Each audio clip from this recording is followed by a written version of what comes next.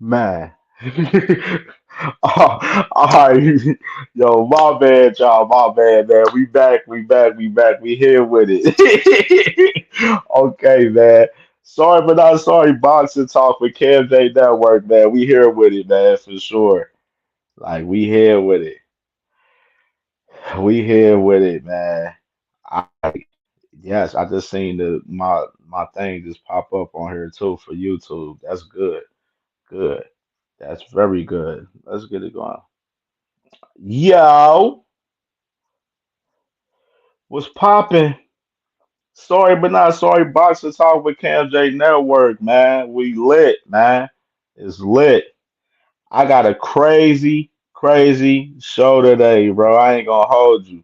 I got some crazy topics to talk about. Obviously, y'all see the topic at hand, man, of what it is. You feel me? You know what I'm saying? The boy Shakur finally listened to your boy. He finally listened to your boy. You know what I'm saying? We've been screaming this for a hot minute now. You feel me? You know what I'm saying? Shakur need to leave Eddie Hearn. Leave him in the dust. And Shakur finally does so. You know what I mean? It's a beautiful day. You know what I'm saying? Beautiful day of boxing just to see, you know what I'm saying, my take of Shakur Stevenson becoming 100% right. And you Shakur fans gotta eat y'all fucking crow today. Y'all gotta eat y'all crow today. Y'all need to eat y'all crow today. For real. I feel like I need an apology. For real, to be honest. Keep it all the way offended. I feel like I'm owed an apology. That's how I'm feeling. Like, that's how I'm personally feeling. I'm feeling like I need an apology from the Shakur Stevenson fans.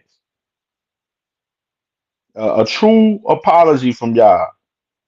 Cause I was right about him the whole time.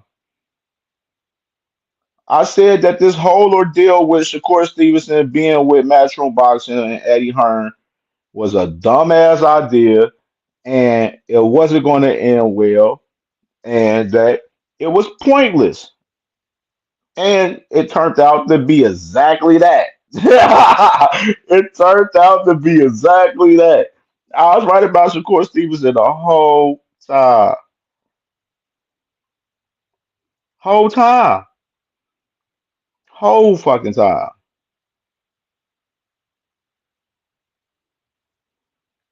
Whole time. Tag my group real quick on Facebook. Shout out to Global Sports Entertainment Sports Junkies on Facebook, man. I'm administrator in that group. We be lit in that group talking about a whole bunch of different topics, specific in the box and heavy in that group.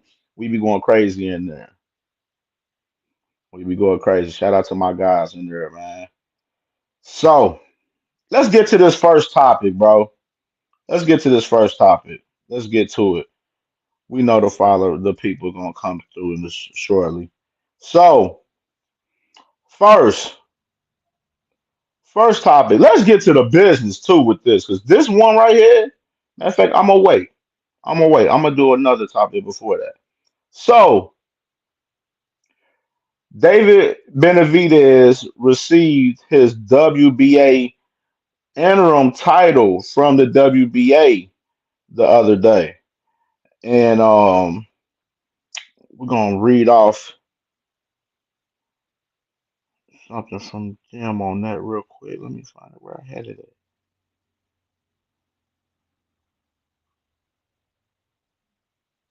I was saying. So,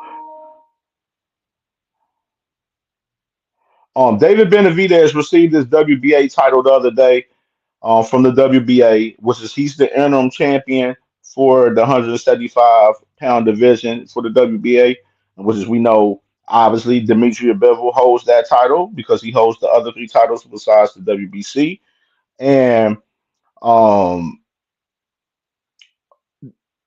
the WBA they mentioned that yes, David Benavidez does has aspirations of being able to be the mandatory for the WBA. For as whoever wins the trilogy between Bivol and Beterbiev.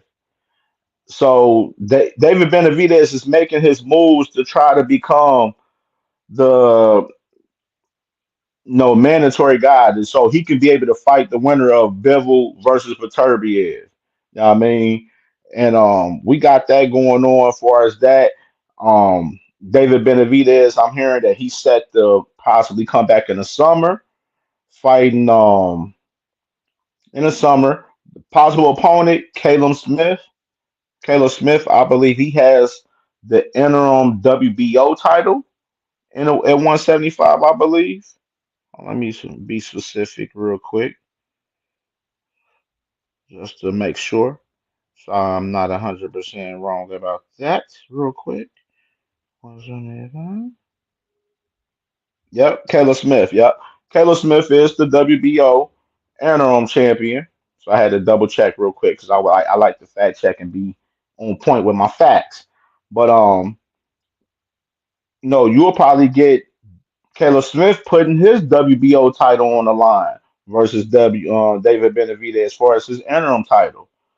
And you may get David Benavidez probably trying to kill another stone out of his situation as far as becoming the guy to fight the winner of the trilogy if he fights Caleb Smith and they be able to put their three interim titles on the line because well not interim not three titles three interim my bad you're right his WBA interim title and Davis WBC regular title, along with Caleb Smith's interim WBO title. Maybe that'll be a unification for us that. And so we'll see what happens for us that. I would love to see that. David Benavidez, Caleb Smith, that'll be a good fight. Of course, I got David Benavidez in that fight if it do happen, for sure. And we gonna keep it pushing, man, for sure. You feel me? So in other news, let me get to what I want to do with it. I do this. And speaking about Bevel, Canelo Alvarez, man, he had an interview with Mike Coppinger on Ring Magazine. Obviously, Mike Coppinger, he's working with Ring Magazine. He's not with ESPN anymore, which is nasty work. You know what I'm saying? But that's a whole nother subject at hand. Yes, sis. Yeah, I know I was a little late, man. I got a little phone call and stuff that I had to take care of real quick business wise before I hopped on here. So now I'm on and I got a few topics and we got to cook, man. I got some shit. We gonna break down this shit with this Shakur shit, cause Shakur, we gonna it's some other shit with that shit. But Canelo, yeah, man, Canelo, he acting crazy, man. This man had the interview with Mike Coppinger, and this man goes on talking about the fight with Dimitri Bevil, where Mike Coppinger asked him about the fight, and Canelo says that he was 50% in the Dimitri Bevil fight, and that he hurt his hand and knee before the fight, and said that he does desire to possibly have that rematch down the line, possibly.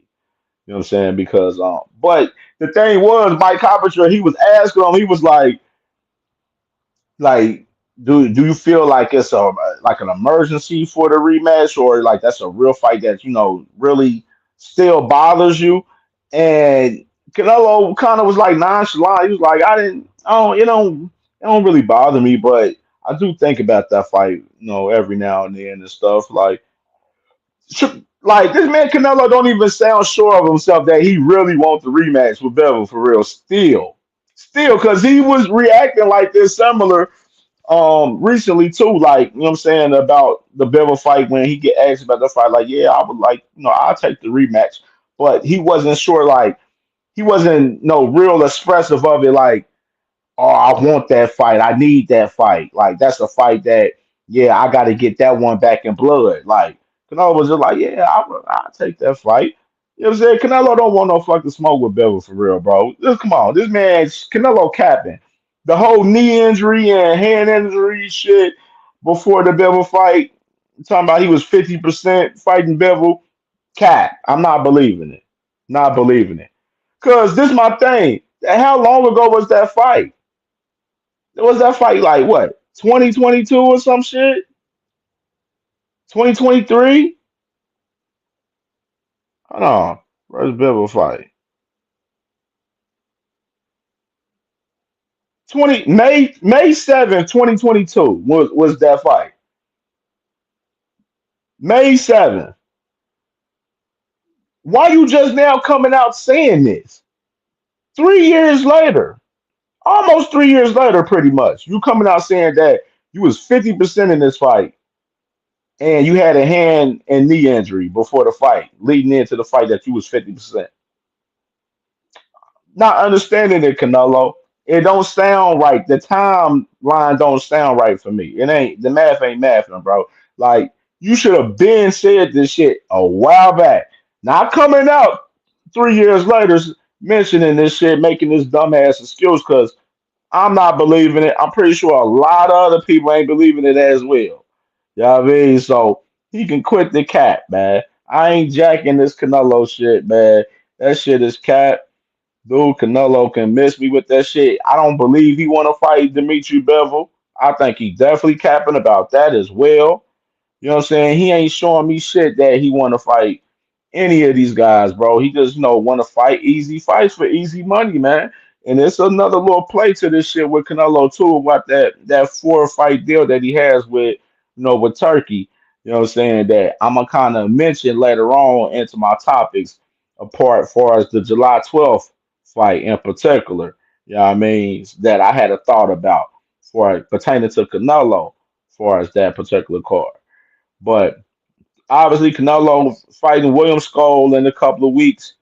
He fighting Nate Third in Saudi Arabia. Fight that they got it on pay per view for $60. Um, Turkey's not doing $25 pay per views anymore. That shit's dead. So all you Turkey lovers, y'all was capping about that shit too, because Turkey, you know what I'm saying, he does care about fucking money, like I've been telling you, fucking dummies. You know what I'm saying? And we just gonna move it like that, man. Canelo, we'll see what you do May 3rd, fighting in Saudi Arabia in front of a bunch of guys in Saudi Arabia that don't give a fuck about boxing. You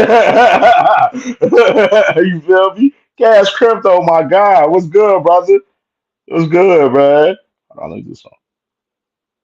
Yeah, all right, let me do something. Boom. Yeah, so let me add my boy Cash Crypto. I gotta get my dog. I got you. I bet. So more and more. Yeah. So I was just before I came on here too. I'm scrolling through Instagram, just browsing, just watching little content on there, just browsing. And then I ran into Lamont Roach on Instagram doing this commercial for this company called What's the Hate or whatever. And he's mentioning Tank and he's mentioning Tank and his 2 cents was good, sis was popping. The show was crazy last night. I watched it back this morning, man, and what I mean, it was some interesting talking there. We was cooking last night, yeah, for sure. Jab Queen Boxing Toe. And let me stop by the way. Everybody on here, subscribe to 2 Cents Boxing and subscribe to my sis, Jab Queen Boxing. She just started her channel, man. Support my family, man. 2 Cents Boxing and Jab Queen Boxing. You know what I'm saying? For sure, man. Got hella love for them. You know what I mean? Jag Queen Boxing, she just started her channel, so I need everybody to support her as much as possible, man. Get her up. You know what I'm saying? Let's get everybody up in these subscriptions. Of course, especially myself. I'm on her pace to go to 1,000.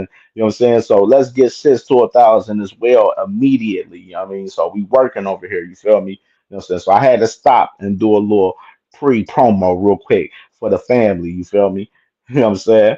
So you dig. So back to what I was saying. I'm scrolling on Instagram and I'm seeing Lamont Roach with this commercial that he got where it's for this little company called What's the Hate or whatever. And he's mentioning Tank like, oh yeah, me, I fought Javante Tank Davis. That was one of the biggest fights of my life and stuff like that. Then he mentions like their friendship, talking about how they grew up together, how they grew up fighting in the amateurs, and they grew up sparring together and stuff like that. And like he was talking about their friendship, like they was like they friend, like he helped them, get a bag and stuff, and helped his status and everything. And it was like a slight to like the fans in a sense to where like people was, because Lamont been pretty much attacking the fans for attacking him for him being doing these interviews and stuff like that, saying that he's getting a lot of hate and stuff like that. So he basically was saying the fans hating him and everything, and Tank helped them out. Now this is my thing about it. Lamont thinks this shit a little bit with him and Tank. He think they shit still friendly. He think like they still friends for real. He ain't even paying attention that when he tried to contact and call Tank, and Tank ain't answer his calls or whatever, or he changed his number or whatever happened. I don't know, because he could be capping. We already didn't call Lamont capping already. You know what I'm saying? But I'm just saying in general, for Lamont, he really think that they still friends. Like, you know what I'm saying? Like he think that this shit ain't up. Like this shit ain't lit. Like he think this shit gonna be like the same for us the first build up for the fights, thinking that it's gonna be a friendly build up and all of this shit. Like it ain't really no real static in a situation between these two. But then I did hear I mentioned that, and I'm gonna go double back on upper because I kind of dibbled in on the last minute of upper and keys live stream, and I heard somebody mention that Lamont went live talking about Tank scared. So this is my thing. Let me add two and two together for us both. So Lamont thinking that they still friends for some sort reason. I don't fucking know why. You know what I'm saying? After all the shit that then went down for us, him, trying to get the fight overturned, and him being in all these interviews, him being in the club and stuff, having smoking tank pack signs and shit in the air. You know what I'm saying? Like him doing a whole bunch of crazy shit. You feel me? He still think that they cool in some sort of sense, that they still friends. Then on top of that, he goes on and he's saying that Tank's scared. Not making sense to me. Definitely not making sense to me. I'm trying to get an understanding of this from Lamont because it don't make no fucking sense to me or why you saying either or. Like, you really think after all that happened after the first fight that y'all gonna be friends in this rematch? No, y'all not. This is not gonna be no friendly ass rematch, dog. It's not. And then for two, for you to go on and say Tank scared of you, why would Tank be scared of you, bro? What have you done for Tank to be scared of you? What did you do in the first fight for Tank to be scared of you? You know what I'm saying? This is really pointless to even talk about, to be honest, for real. You know what I'm saying? Big Play Sports was good, my boy. Yeah.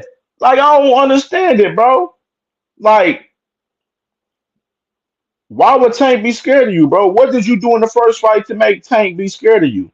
You didn't do anything. All you was doing was waiting for Tank to counter all damn night.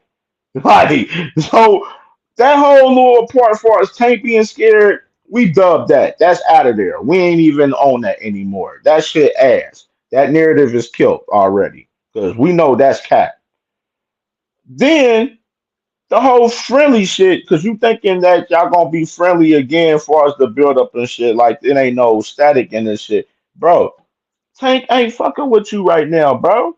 He ain't fucking with. He wants to get it back in blood, bro. He wants smoke. He wants to destroy you in this rematch.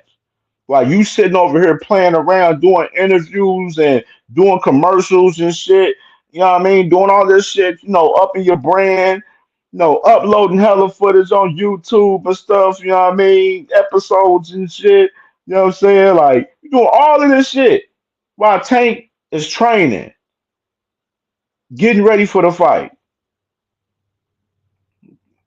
We ain't even seeing you in the gym. We seeing you more in the interviews and doing commercials and shit. Like we seeing more of this. We ain't even seeing you in the gym.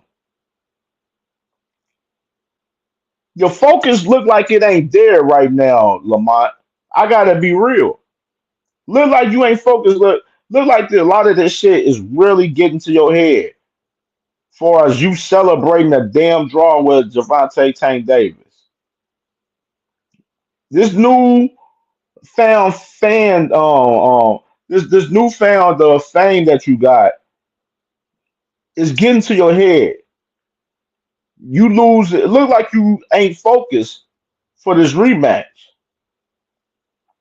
And if you keep playing around and you end up being on some Andy Ruiz shit in the rematch with Anthony Joshua and this motherfucker,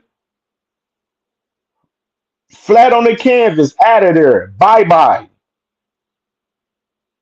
Better get your focus up, cause Tank locked in over there. He ain't said shit since that first week from after the fight.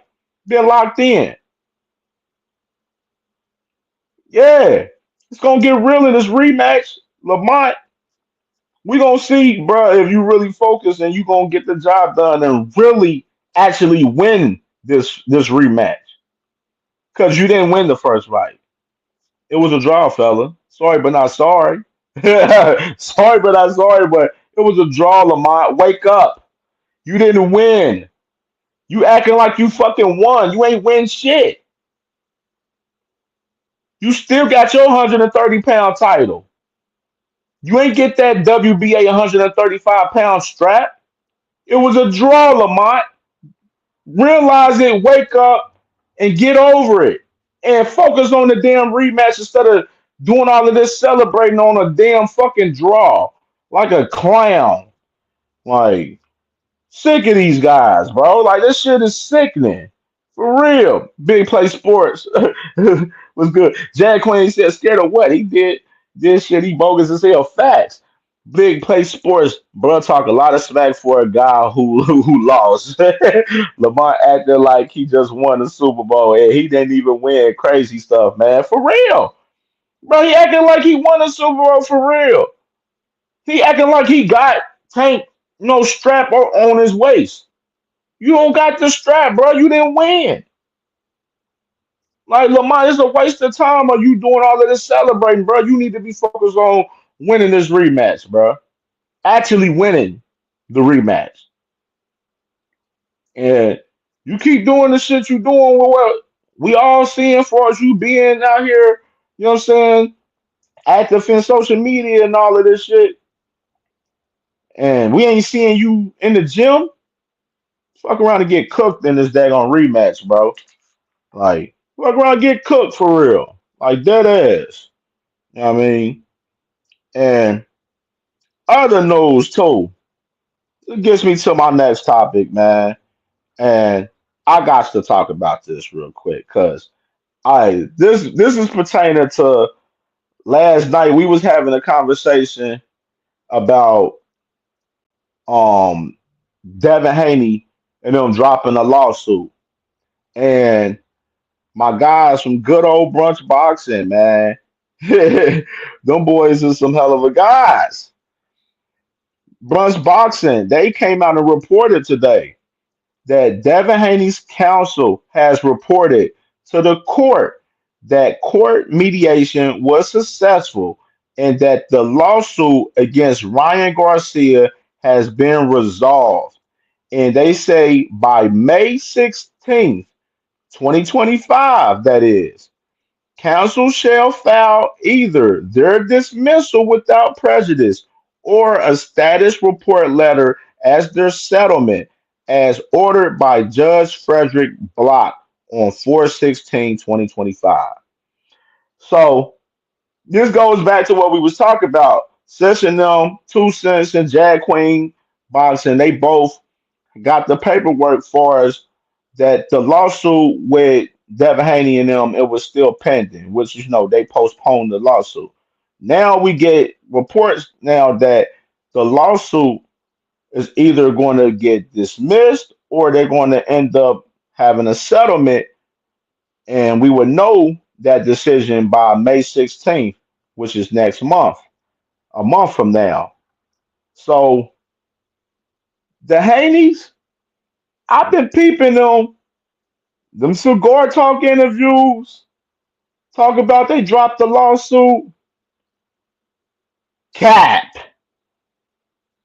Let me look in the camera too, real close to this too, 'cause I want people to see my face when I say this. The Haneys was lying the whole damn time about dropping the lawsuit, bro, on these damn interviews. Y'all didn't drop the lawsuit, bro. Lawsuit was never dropped. Y'all still waiting for the settlement or if it's going to get dismissed. And we're going to have that by May 16th. So, Haney's, why did y'all say y'all dropped the lawsuit in these interviews recently and y'all ain't never dropped this lawsuit? It was too easy to catch that lie. It was a cold, blatant lie. Yes, we knew that the report that they did postpone the lawsuit so they can negotiate the fight. And then we did had the conversation last night where I was saying Ryan Garcia around the Ring Magazine Awards, he was saying that they got to drop the lawsuit to have the fight. And then, Ryan Garcia had the interview with Ryan Garcia had the interview with those other guys. I forgot their name.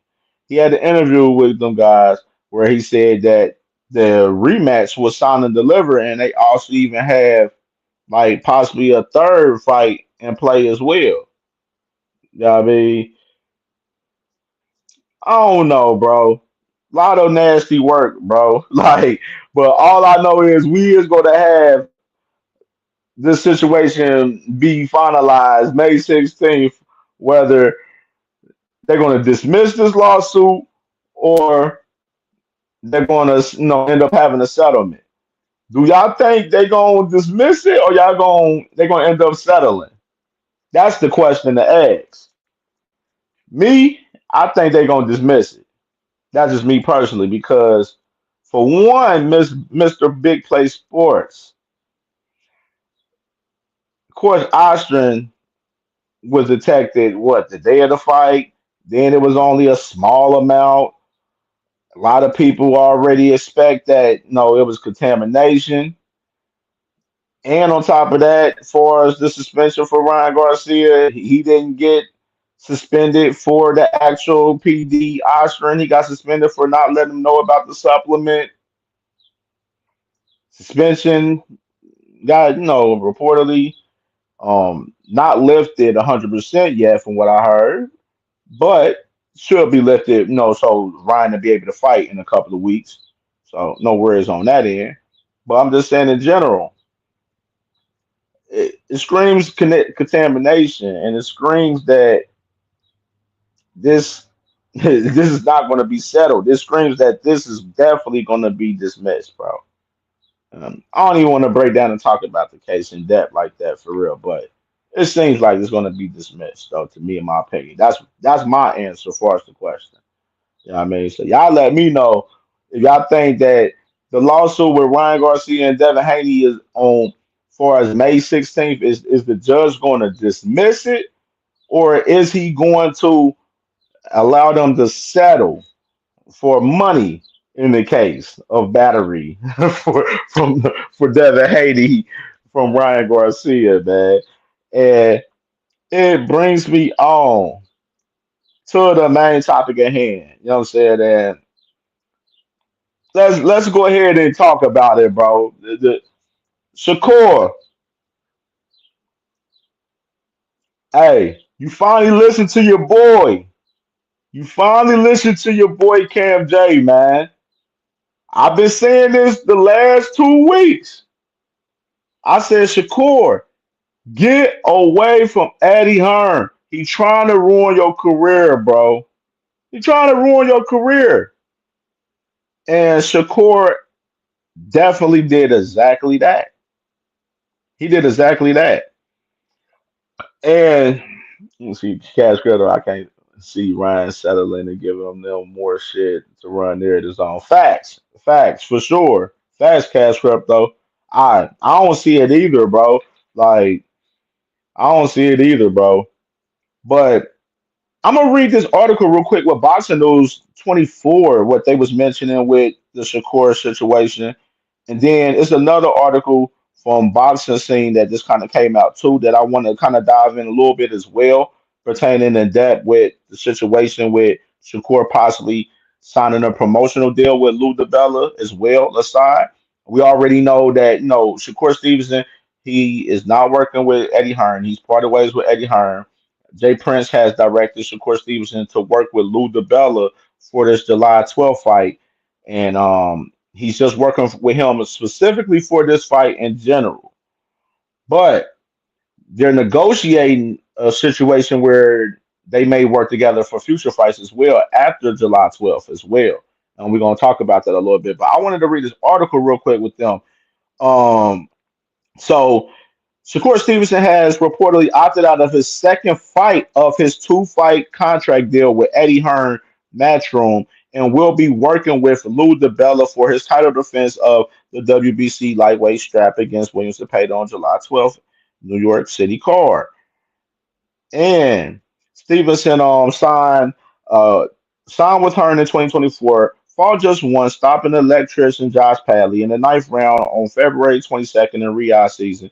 And Hearn had wanted to schedule a fight for Shakur against Joe Cortina last October, but he suffered a hand injury while training, whatever. And then, of course, Dan Raphael reported last night that Shakur has hired Lou DiBella on a flat fee for the Zepeda fight, and that will make much less than the promoter that had him under contract. So this kind of dive into the conversation that we was having on Two Cents Boxing Show last night, where I was saying that they going a cheaper route with what I'm saying, as far as as far as promotion. Lou DiBella is not gonna he's not gonna cost as much to work with him as much as Eddie Hearn. And you got Eddie Hearn with the baggage and everything that he got going on. You got all of that in play as well, along with that. So um they go on to say that Shakur Stevenson will be a free agent after July 12th. He says Stevenson is getting a mid seven figure payday for the Zepeda fight. So Shakur would get a payday between 4 million and 7 million for the Zepeda fight. And this is coming from BoxingNews24.com, by the way, just to let y'all know where I'm reading this article from. And it said it'll be less expensive for Shakur with the Bella than it would be if he were still under contract with Hearn. Some of the fans in social media view Stevenson's decision to leave Hearn as an act of ingratitude and betrayal. After all, he'd helped get his name out there by praising him in interviews, and he giving him an easy fight against Padley rather than a dangerous one against the Cuban knockout artist Javier Herrera on the February 22nd card. Hearn could have thrown Shakur in with Herrera, and he would have had to run from the 22-year-old because he has one punch power. And then they was talking about the opt out in reporting of the July 12th card. Shakur Zepeda, a source with knowledge of specifics, told me Shakur split from Matchroom, and his manager James Prince has hired Lou DiBella. So that's what he's talking about. That so it's a two-fight deal. So he had a two-fight deal with Matchroom, but he had the opportunity to opt out after the first one. So that's what Shakur is pretty much doing from what I'm reading, from what they're saying. They're saying that he had a two-fight deal, but he had the opportunity in his contract with Hearn to opt out after the first one. And that's pretty much what Shakur is doing pretty much. And he's going the cheaper way with Lou DiBella rather than, Eddie Hearn. And then let me read this part that was kind of interesting. He said, it might not be such a great loss for Hearn. Look at the bright side. He's rid of a fighter that fans view as an eyesore, and he'll be worthless to anyone if he loses or performs poorly against Williams Zepeda.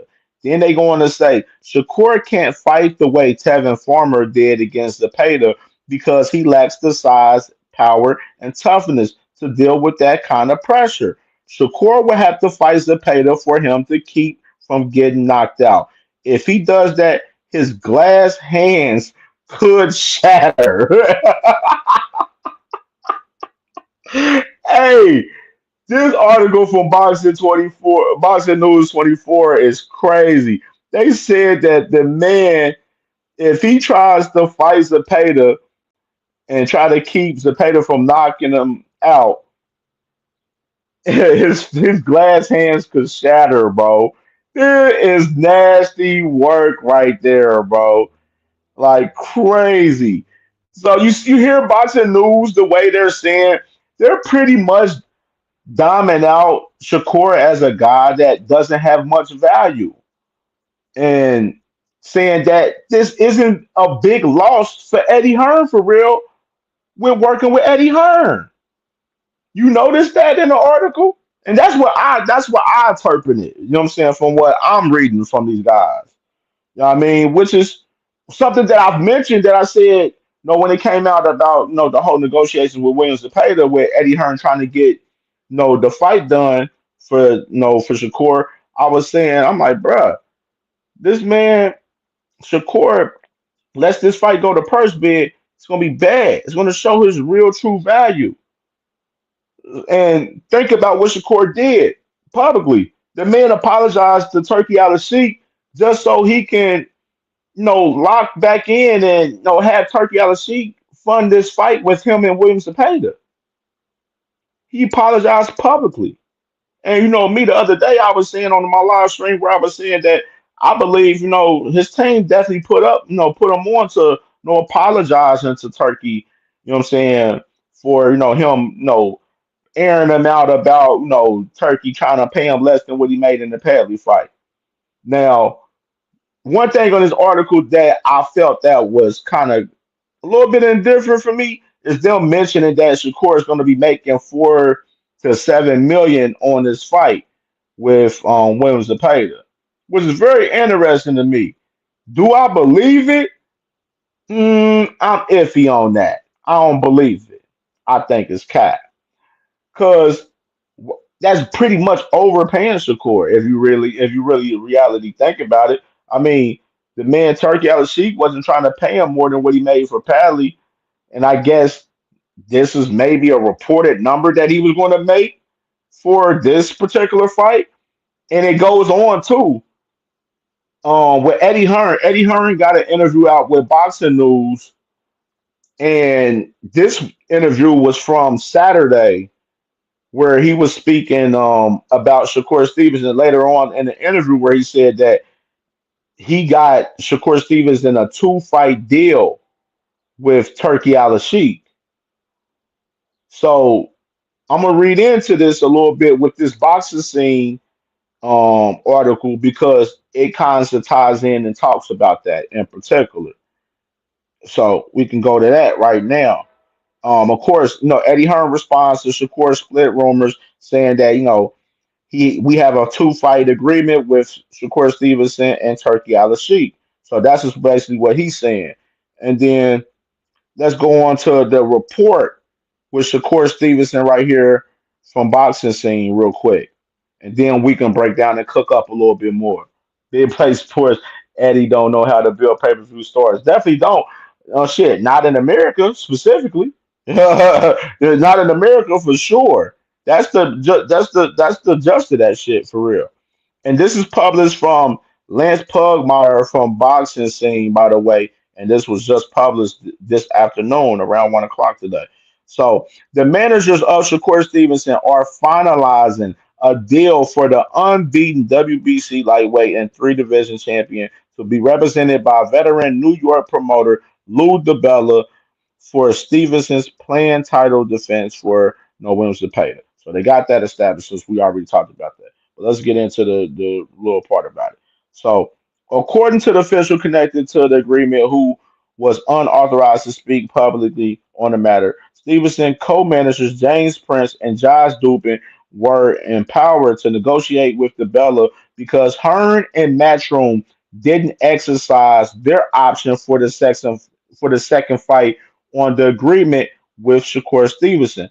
The Bella's team will work to represent Stevenson as the New York State Athletic Commission selects officials and assigns medical tests for fighters.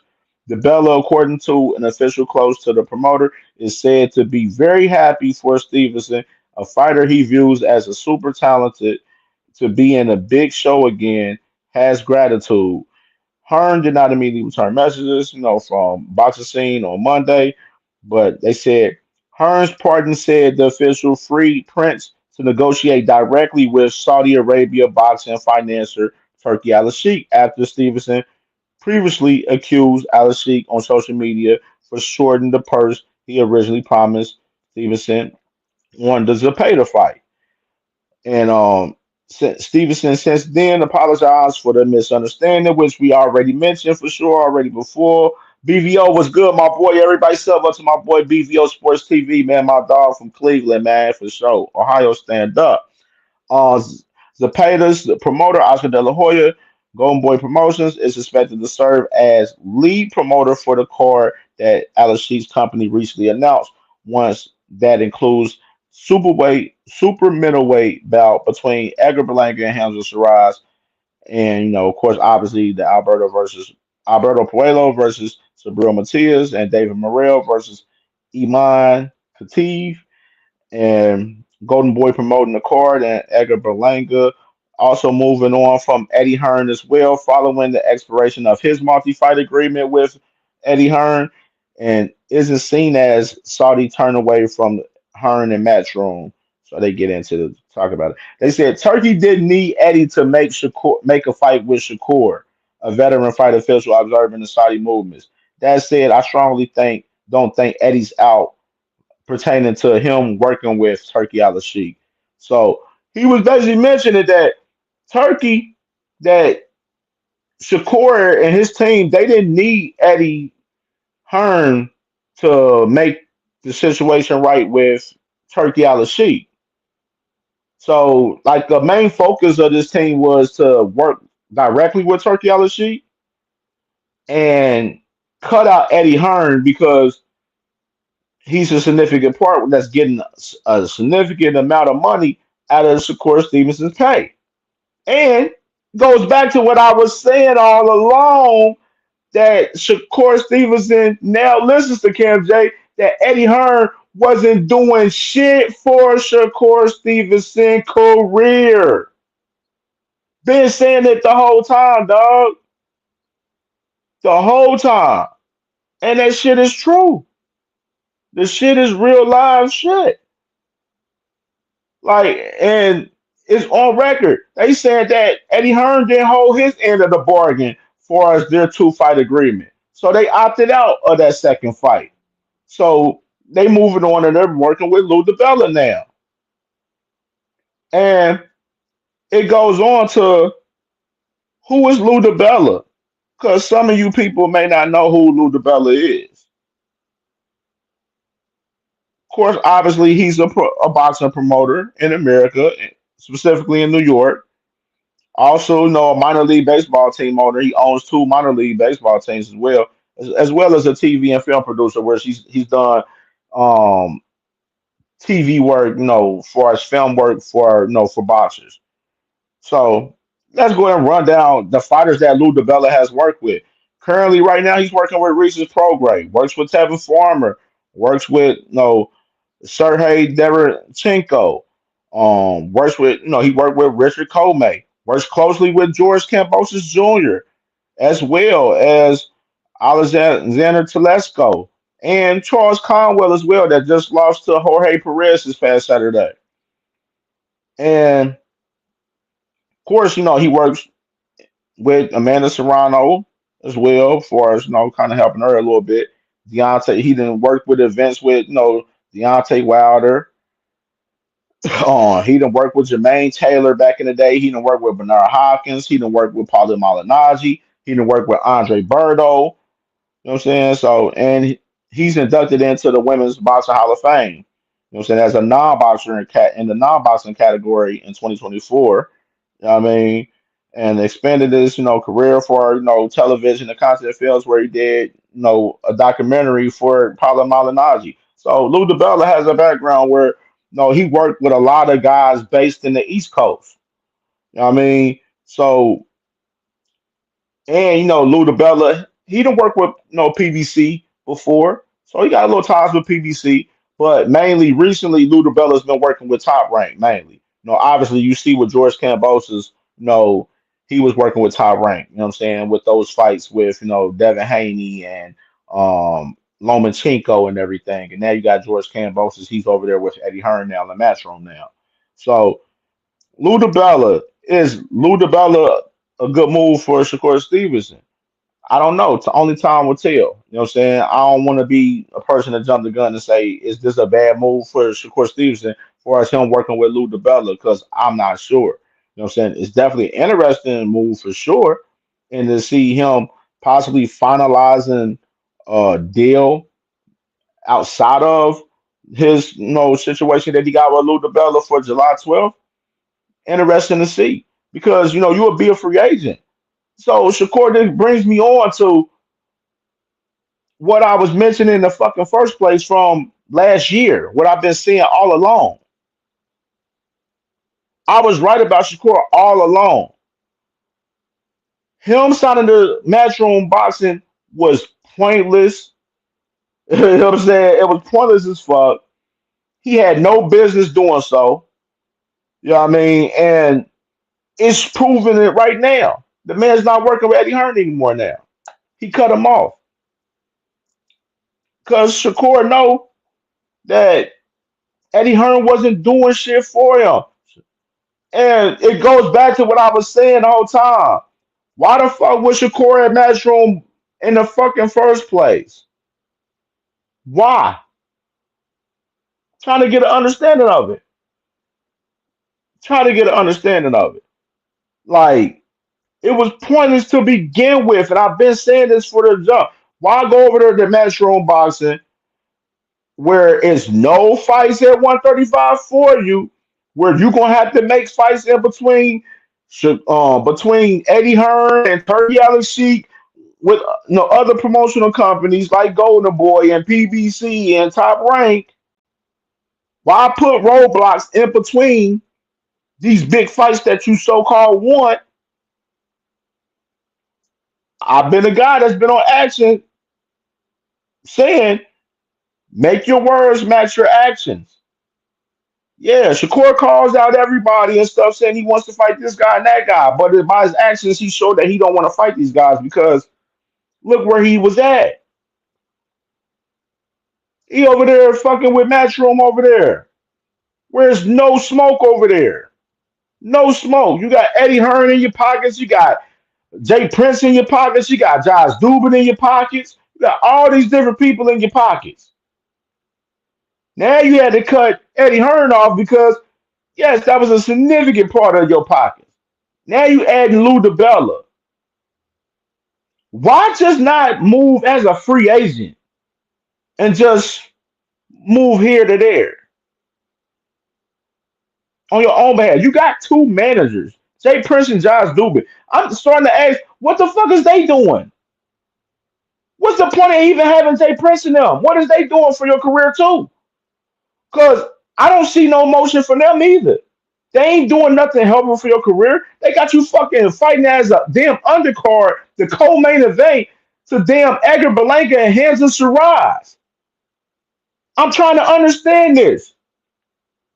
How can Shakur Stevenson become a superstar when he's fighting on undercards? How can he become a pay-per-view superstar if he's fighting on undercards? I'm really trying to get a real understanding of this. Jay Prince and Josh Dupin ain't worth shit either. He need to let go of them altogether as well. All they doing is just taking a little cut off the top from Shakur. Jay Prince ain't go against. He ain't go to war for against Turkey for Shakur. How Shakur getting done by Turkey? Turkey still shitting on Shakur. He like, oh, by the way, Shakur, yeah, I gave you this money to fight ZEPADA, but you ain't main eventing in that card. I'm gonna have Hamza Shiraz and Edgar Berlanga be main event for July 12th. You gonna be their co-main. That's some sick shit, bro. That is some real life sick shit. This man Shakur is trying to, build leverage into negotiations in a fight with Tank Davis possibly, and saying respect Tank and they'll need to respect me. But these guys over here totally disrespecting you every chance you get, and you ain't calling that shit out for real. Jay Prince ain't calling it out. Josh Dubin ain't calling it out. This is disrespectful for Shakur Stevenson to be co-main event under Edgar Berlanga and Hamza Shiraz. This real life is disrespectful. Now, is the fight better? Like, which fight is better between the two? You can make a case for either fight being better than no the two, to be honest. But I'm just saying in general, Shakur Stevenson is supposed to be this superstar and everything, and he's supposed to be one of the best fighters in this war in the world. No, pound for pound, all of this shit, and he's continuing to be on undercards for Turkey Al Sheikh. You can't make this shit up, bro. Like you real life can't make this shit up, bro. This is nasty work in all aspects, bro. Like for real. Like I don't understand why y'all Shakur fans ain't peeping this whole shit. This is easy to see. Y'all boys being Stevie Wonder to this shit, man. This man Shakur is still getting played cock by Turkey. Even after he apologized like Anita Baker to this man. Still getting played cop.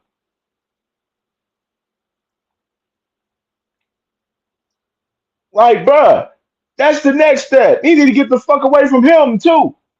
Get the fuck away from Turkey, too, after this Zepeda fight, Shakur. Now, a bright thing for us to shit with Lou DiBella can probably help you get in the mix and work some fights on the outside with Top Rank, possibly. With if you're trying to get some fights over there with some of the guys at 135 over there. And with PBC, too. So you got a little situation possibly that may be decent for you with Lou DiBella, maybe. It may be decent. Because Lou DiBella, you know what I'm saying, he's kind of like a third party promoter. You know what I'm saying? Yeah, pretty much. You can say. Like, the third party, you know what I'm saying? He helped them work in between the promotional company a little bit. You know what I'm saying? But he's cheaper than Eddie Hearn. Because Eddie Hearn, just looking back what Eddie Hearn was doing, he was trying to put you on two Riyadh season cards, pretty much. Put you on two Turkey LSC cards, and he just get his guaranteed money for promoting you. He didn't put you on a show like he did with Boots Ennis, where he's making you main event, like he doing with Boots Ennis, putting you in your hometown or another city in the states, making you main event, promoting you and everything, and being the main event of the show. He ain't doing that with you like he doing with Boots Ennis. He don't feel that you have no value too either in reality. Because remember when Eddie Hearn, before he signed Shakur Stevenson, remember what he said about Bob Arum? He said that I'm not going to pay Shakur Stevenson more than what he was making with Top Rank. Shit, the man, and it turned out that Eddie Hearn wasn't even paying Shakur Stevenson at all. He letting Turkey out of sheet pay him. And he just sit back there and just take his little guaranteed cut. That's all he was doing with Shakur. He didn't give a fuck about Shakur for real. He was just trying to make some fucking money off Shakur Stevenson. And it took them a whole year to realize this shit. It took us. People like myself, Knockout Boxing 86, daggone D1, from White Man Podcast, and Tuesdays, a whole bunch of other people just to say, bruh, you wasting your time over there working with Eddie Hearn. Eddie Hearn don't give a fuck about you. He just want money from you. And it took him a whole year to sit back and realize it, along with his team, Jay Prince and Josh Dubin. And it's just real nasty work. All of this shit plays out, and it goes back to Cam J. My take on Shakur Stevenson, his whole matchroom boxing experience from last year up until now. He's Asian like pure fine fucking wine right now. Shakur, finally listen to your boy, because I've been going about this heavy for a whole year. Whole year. Finally listen to your boy. But we gotta sit back and not forget of the fact that it's real live nasty work that Shakur Stevenson is continuing to fight on these undercards for Turkey Al Sheik. And I said, Shakur, next move, get the fuck away from Turkey Al Sheik. Got away from Eddie Hearn. Now, after this fight was debated, get the fuck away from Turkey Al Sheik. Get away. And just to break down that fight, bro, kind of interesting too. You know what I'm saying? In particular, because it's something that I read that was interesting too, in particular for us, this fight with Shakur and ZEPADA. So, ZEPADA, according to the CompuBox stats, Shakur still holds the highest plus minus in boxing at plus 21.1, while Williams ZEPADA holds the highest punches thrown around in average at 93.9. This fight gonna be exciting. It's gonna be real interesting. You got Shakur Stevenson, a guy that is big on defense, not much offense input recently while he's been at 135. And you got a guy in Williams DePater that closely punches up to 95 to 100 punches per round. And I was talking about this on Two Cents Boxing panel last night, where I was saying, I was like, bruh, it's a whole lot of layers in this fight with Shakur Stevenson and Williams Zepeda that I'm seeing. And I can see this fight going some different various ways. You know what I mean? And Shakur's going to have some offense input in this fight to beat Williams Zepeda. He's not going to be able to sit there and just be all defense and less offense in this fight with Williams Zepeda, a guy that's a relentless pressure fighter that's going to throw up to 95 to 100 punches per round.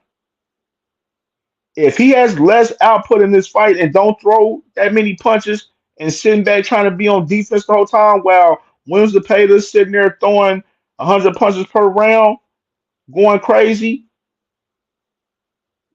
you know some of these judges, they go off of your output, your work, your activity, your work activity in these rounds. And Shakur Stevenson, if Zepeda's outworking you in these rounds, and say that the numbers is close for us landed punches and stuff thrown, and they go off for some of these judges will go off for your activity, like, oh, this guy was active, this dude didn't come to fight for real, like, you know what I'm saying, like he was playing around in there trying to be on defense the whole time. And don't let it be to where like I said, Shakur not throwing no punches at all and he just being on defense, bro. He gonna lose by decision to Zepeda. And think of the factor that even though Shakur Stevenson apologized to Turkey Al Sheik, he's still not 100% good gracious with Turkey Al Sheik in reality. Look at the fact that he's on the undercard to this fight and he's not main event. Look at that factor. And look at the factor that Turkey Al Sheik, he's a guy that he's petty as hell. He holds grudges. He has an ego. Yeah, you said what you said and you apologize, but he still feels some type of way. And he'll still fuck you over. And think about the fact Hamza Shiraz is his God, Muslim God. You know what I'm saying? Part of his, his whole religion and everything. He's a Riyadh season ambassador. Of course, they're going to push forward with Hamza Shiraz as the main event. They're trying to push him to be one of those guys. You know what I mean? Especially now he's at moving from 160 to 168 to fight Edgar Berlanga. His first fight at 168 is versus Edgar Berlanga. And he's going to be main event in New York after coming off of a draw in a fight with Carlos Adames, a fight that a lot of people felt that he lost in reality. The same fight that Turkey Al Sheikh went over there and told his team and told him that he was down 2 rounds and went over there, was telling the judges and talking to them and all, and they're fixing the fight in live timing. Yeah, that fight.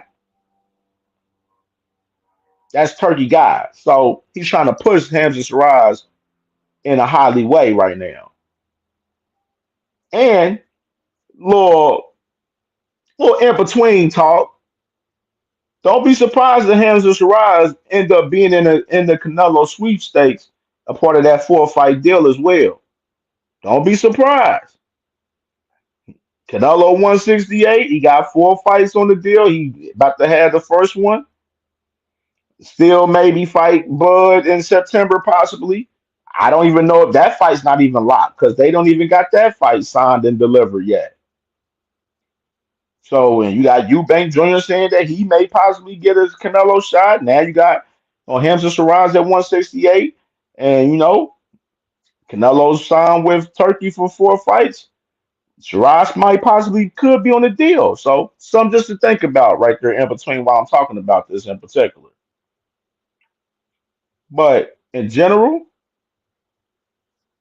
Shakur better be careful how he fights in this fight with Zepeda. He better be 100% ready for everything to come his way. And he better make sure that he wins this fight very convincingly if he's going to win by decision in this fight.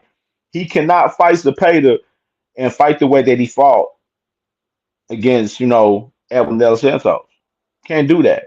Can't afford that in this fight, especially with a guy that knows Zepeda. He's going to come forward and try to throw as many punches as possible all night.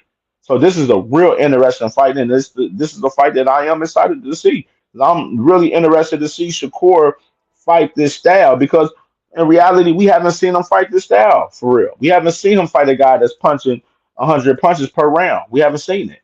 I mean, so it's going to be interesting to see if Shakur can pull off this win and all of the factors of Turkey Al Sheikh not really cool with Shakur still for real, even after him apologizing to him for real and putting him on the undercard to Edgar Berlanga and Hamza Shiraz and just the fight in general. You know what I'm saying? That Shakur is going to have more offensive output than he has in recent fights.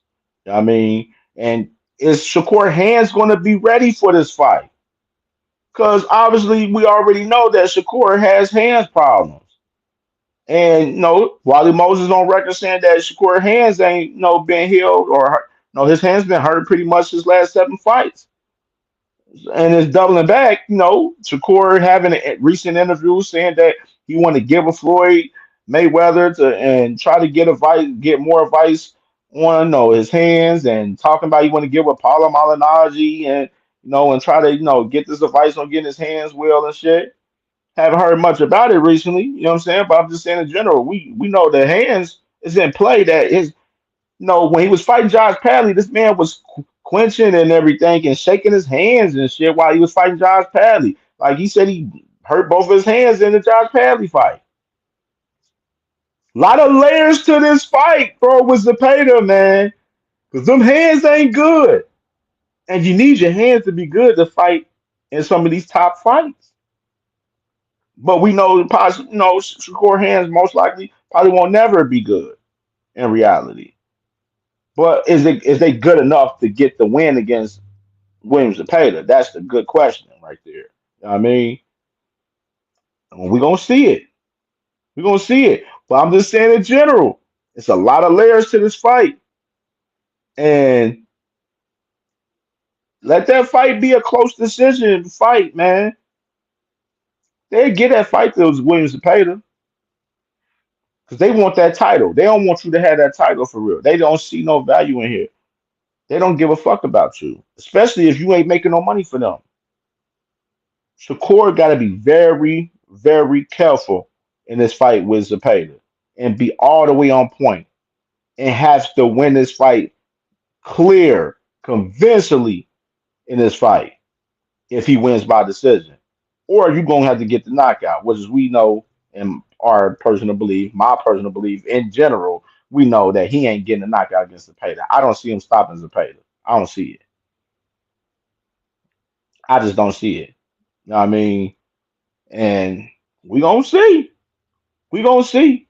But I found it very fascinating in this fight that Shakur hands being brittle still and everything, and seeing how he adapt with Cepeda's style is very interesting to see. It's gonna be very interesting to see, and the build up for this fight because Oscar and them they already got this narrative out there that Shakur's they believe he gonna fight scared. Oscar and them painting this narrative thinking that Shakur's not gonna come to fight already, already.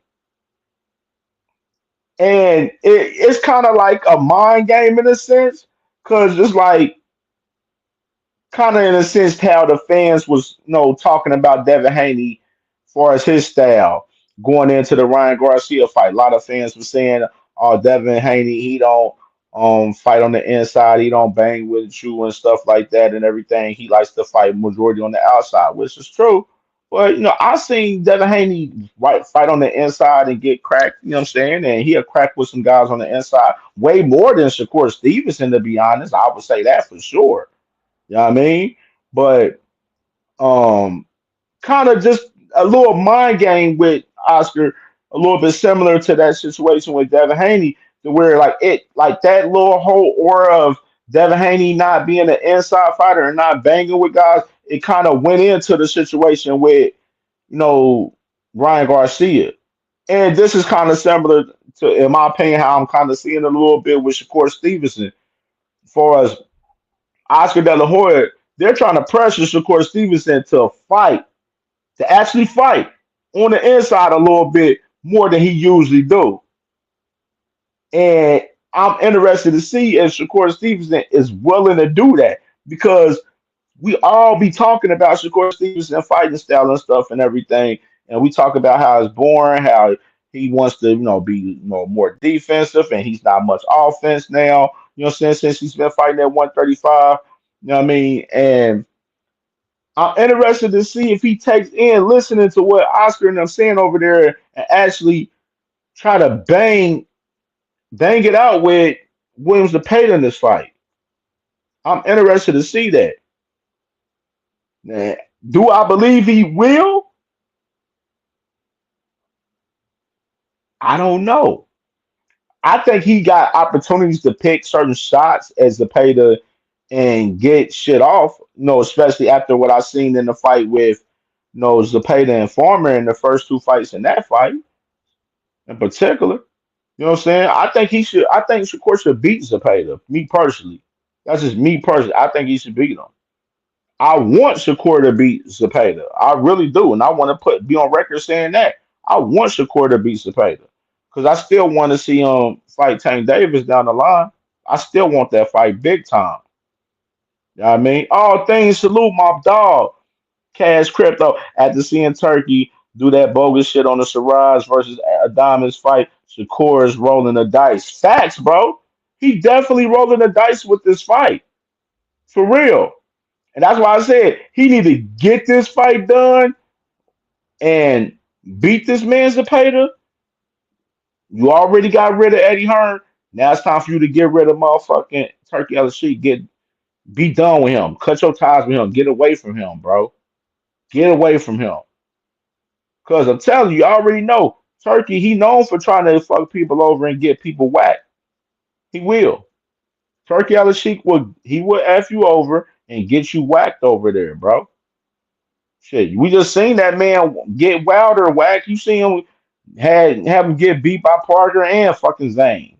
You know what I mean? He ain't give him no tune up like he did with Anthony Joshua, giving him fucking um uh what's the one dude he beat? Otto Botterland, whatever that one dude, and Francis the guy knew, you know what I'm saying, before he fought Daniel Dubois, you know what I'm saying? He gave him two shoe-in fights to win. You know what I'm saying? While he giving Wilder bangers, you know what I'm saying, in two fights. He ain't do that shit with Anthony Joshua. He give him sweet fights.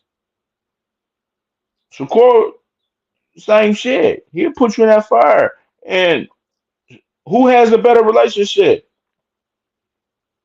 Um, Golden Boy has a better relationship. No, Oscar has a better relationship with Turkey than Shakur. Who's promoting this event? Golden Boy is promoting this event July 12th. They're the head promoter for this event. Y'all better read the room.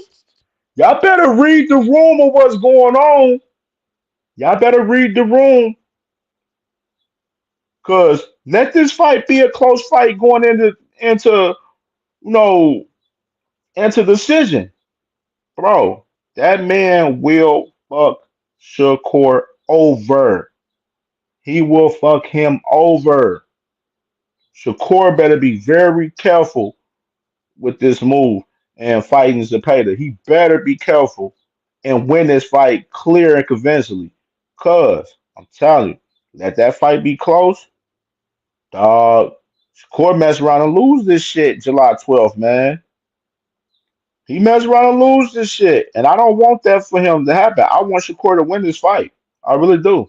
I want him to beat Zepeda so he can move on and try to get ready to fight Tank for 2026. That's what I want. That's what I personally want. Golden Boy is the head promoters for this card. This is dangerous. This is very, very, very dangerous for Shakur Stevenson right here, bro.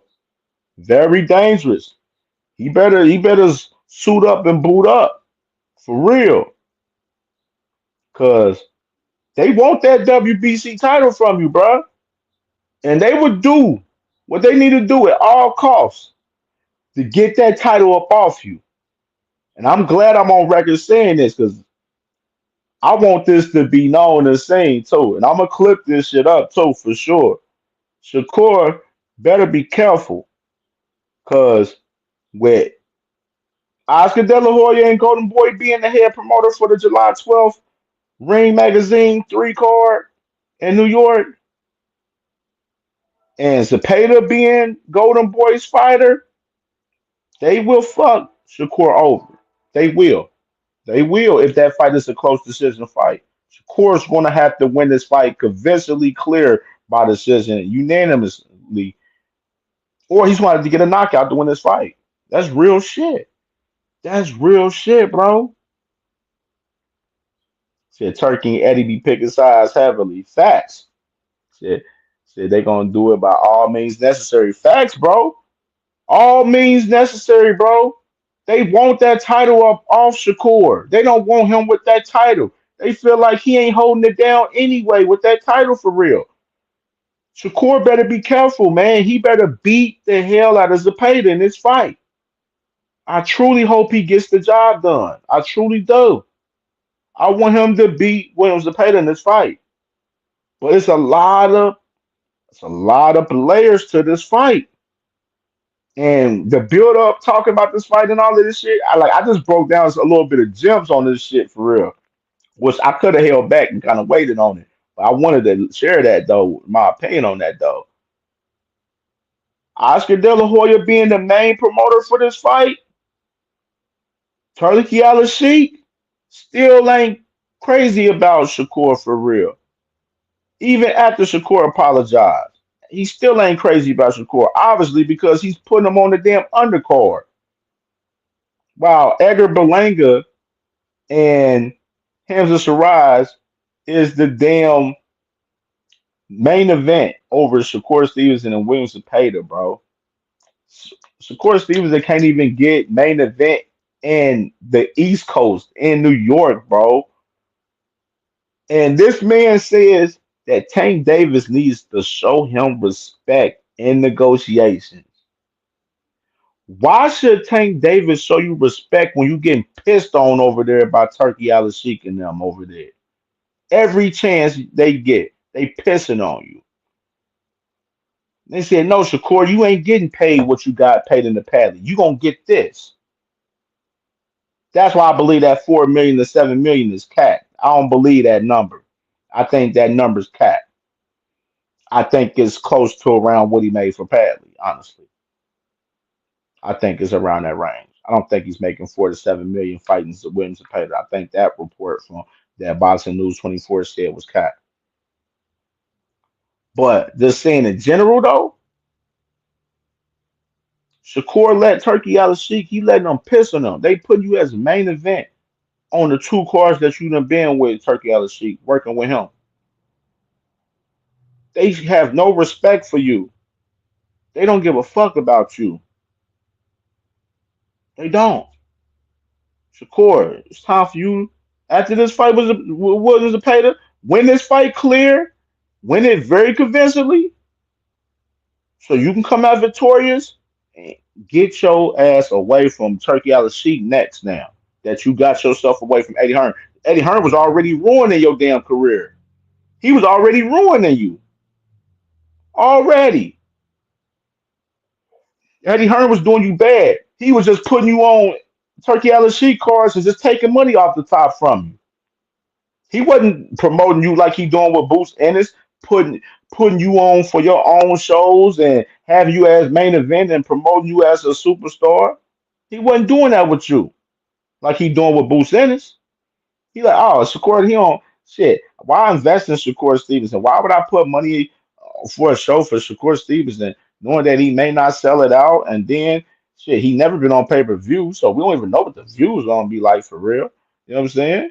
And who I want to have to fight? Oh, it ain't shit. If I have him fight a bum and invest in him, then the people's not gonna come out to see him fight Joe Cordina or fight Kid Austin, probably. You know what I'm saying? Like that. That's how Eddie Hearn's looking at it. He's like it. He's looking at it as it was no point of me investing in Shakur. Why invest in Shakur when I could just stick him on Turkey Al Sheik and put him on them cars and I could just take the money off top for promoting them? Shakur got that apple out of the way. So he done with Eddie Hearn. Good move. I was right. Shakur finally listened to Cam J. He finally listened to a lot of us that's been speaking about Shakur Stevenson being with Matchroom Boxing and saying that it was a total waste of time. But the next move now is Shakur. Get the fuck away from Turkey Al Sheik, dog. Gotta get away from him now.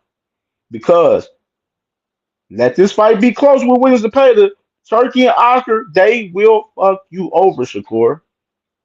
They will play you cop. They would take that belt from you, bro, if you allow this fight be close with Williams and Pater. They will. Shakur better tread lightly, bro, and you better win this fight very convincingly, dog, for real. Like for real. Like real shit. Like for real. Like cause this shit this shit can get ugly for Shakur, man. If he sit there and want to be on defense all night and pity patting around and not throwing no damn punches and letting Zepeda throw 100 punches per round, bro. It's some shit to this fight, bro. I can't wait to see this fight July 12th now. The whole card is lit too, by the way. That Ring Magazine card, July 12th, I like that card, man. I'm gonna kind of segue and kind of talk about it a little bit. You know what I'm saying? You got Edgar Berlanga versus Hamza Shiraz. That's the main event. Shakur Stevenson versus Williams Zepeda. That's the co-main. You got Alberto Puello fighting Sabril Matias, which is a real surprising fight to me right there. Because I swore I thought Puello was going to end up fighting Gary Russell. I just felt like PBC just had the writing on the wall to make that fight happen. But they went a different route, having Puello fight Matias, which is I love that fight. I love that fight. That's a real interesting style class in that fight in particular with Puello and Matias. And they have David Morrell back. You know what I'm saying? Two PBC guys on the card, as you notice, Alberto Puello and David Morrell. Both of those guys PBC. both on this card. No, David Morrell fighting this guy, Iman Khatib, guys that's 10-0 with 9 knockouts. So he fighting a guy that's decent with some power. You know what I mean? So interesting fight for David Morrell on his comeback after losing to David Benavidez in February. So decent. I fuck with this card. This is a live little card, man. Salute to Turkey for you know what I'm saying, putting on this one for sure. I'll give him some credit for this one. This is a good one. This is a good one. He built something good. And I was interested on how this card was going to break down, but I was always in assumption that Shakur was going to finally be main event. Like I even talked about it on my show yesterday morning, where I was like, "Yeah, Shakur's going to be main event for this card." But then the reports came out later on yesterday that he wasn't going to be main event. That Edgar Berlanga and Hamza Shiraz is being main event. Why the fuck y'all doing that with Berlanga, bro? Why Berlanga got to be main event? What has he done to be main event for this card? What? Because he's from New York, and I don't know. I don't know. I just don't see it, bro. Then I understand the Shiraz thing because that's Turkey guy, and Edgar Berlanga. He better read the room too with that fight too with Shiraz. Look at what happened with Carlos Adames, Edgar Berlanga. Look at what happened closely. You're not a guy that Turkey cared for either. So let the fight go to decision. You'll get fucked over for sure. They don't care about you. You're just a little chip off the block for them. They don't care about you, Edgar Berlanga. So you better think wisely on that fight for sure, Edgar Berlanga with Hamza Saraj, because they want him to beat you. They're trying to promote Hamza Saraj as one of the top guys at 168 now, because this is his first fight at 168 fighting Edgar Berlanga. So Edgar Berlanga better be careful, bro, because that's their guy. Turkey, that's his guy, Hamza Saraj. We done already seen the nasty work he done did with Hamza Saraj for the Carlos Adames fight. So better be careful on that shit for sure, Edgar Berlanga. But I like that fight though. I ain't gonna lie. I think that's gonna be a banger. I've already put that on CamJ banger alert. You know what I'm saying? Like that's gonna be a banger. I love that fight for sure. So it's gonna be fun talking about that fight leading up for that fight in particular. That's gonna be a high action impact fight for sure. And I love the Alberto Puello fight versus Sabril Matias. Interesting fight, Sabril Matias. I think he's fought 3 times since he's lost to Leon Pyro from last year, and he's won all 3 fights. And Sabril Matias has worked himself back into contention at the 140 division. Obviously, let me look at these boxing rankings real quick. 'Cause I wanted to see that where he's ranked in the WBC at 140.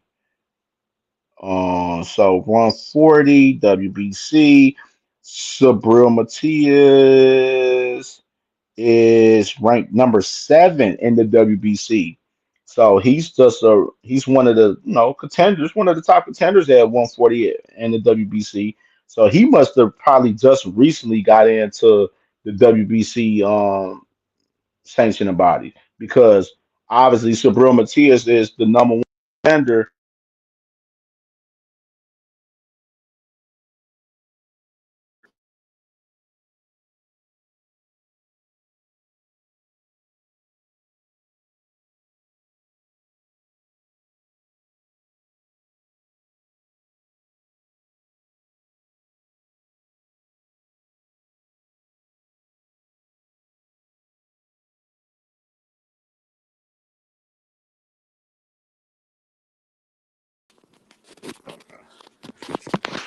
Right, getting a car. Yeah. So this the most shameless shit. Yeah, for sure. Said Big Play. Let me read the comments real quick. Big Play Sports. Turkey literally fishing for fighters, sticks for the money out in front of them until they take the bait. Then he brings them on in on the boat and cook their ass. Facts, Big Play Sports. That's a big fact. Jag Queen Boxing. This some shameful shit. Shaking my head. Then she said, your own promoter don't show you respect, but the face of boxing has to. Laughable. Facts. Big time right there. That is big time right there. What you just said says for real. That's big. The fact that you want Tank Davis to respect you, Shakur Stevenson, but Your own guys ain't even respecting you. Jay Prince ain't respecting you. Turkey Allen Sheik ain't respecting you. Charles Dubin ain't respecting you. Eddie Hearn didn't respect you. Nobody didn't respect you, bro. But you want Tank Davis to respect you. Fuck out of here. Stop the cap, bro. Like, but back to what I was saying for Sabril Matias, obviously, he fighting Alberto Puello. I like that fight as well. And um, I do like the David Morrell fight with Amon Khateev, man. I like this card.